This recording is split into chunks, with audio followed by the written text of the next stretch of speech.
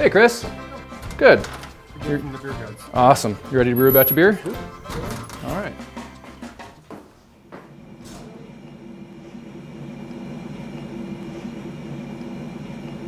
Mile High Monks. Well, basically there were three of us, myself and two other guys, and we all lived pretty close to each other.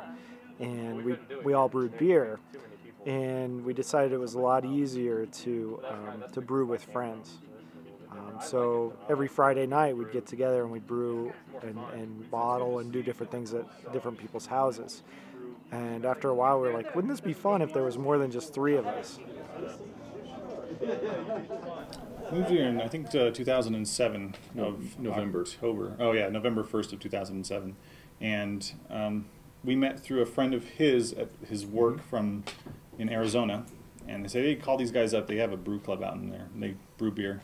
And we called them up and just started having meetings at our houses and getting to know everybody. People volunteer their home to facilitate the meeting. You know, if you're in the neighborhood and you don't have anything else going on, you want to go brew or go hang out, you can do it, and you're going to see and taste and experience something different every time. One thing that's neat about the monks and also about the homebrewing community is that homebrewers are the nicest people that you'll ever meet. They're very warm, friendly people. But even through the monks, I've met friends that we don't just get together and make beers. We get together and play cards. We do all kinds of stuff together outside of the monks. I think definitely the best part of the club is the camaraderie. Getting together with friends and brewing beer and enjoying a good batch of beer. Yeah, we have a dozen female members.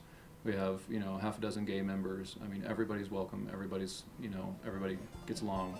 Everybody's just there to brew beer, enjoy beer, and talk about beer. And if you can do that, you're welcome.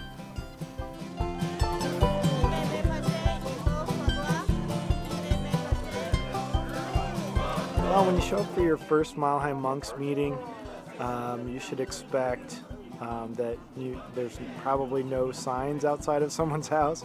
You're just going to show up, come in, get a warm welcome, probably be handed a beer, and get to see what everybody's doing. The thing about the monks is that we brew at every meeting. Whether it's one person or multiple people brewing, the basis of the meeting is brewing beer, because that's what we do. Who out of the club makes the best beer would be a very, very tough question. Well, I mean, I can answer that in a roundabout way. We have 3 or 4 professional brewers now in the club that have become professional brewers since they've joined the club. Give an answer. Pick somebody. Pick somebody? Oh, jeez. I like Lenny's beer a lot. So I would say that anything Lenny touches turns to gold. He's a really good brewer, and he knows what he's doing. Randy is definitely better at socializing than making beer. Right. He is the ultimate host.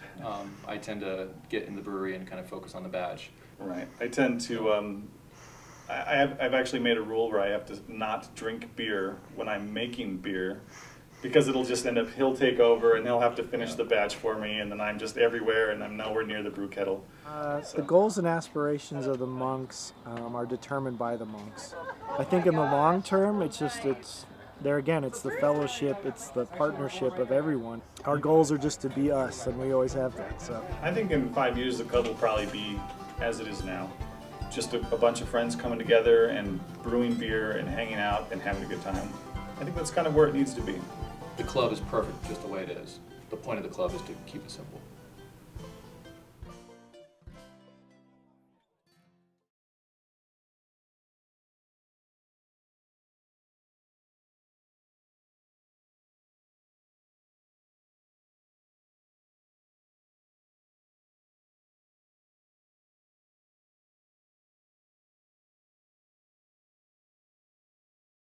I understand. You're standing there with the camera in my face. How are you? You're gonna fall. I don't want you to fall. You're gonna be okay.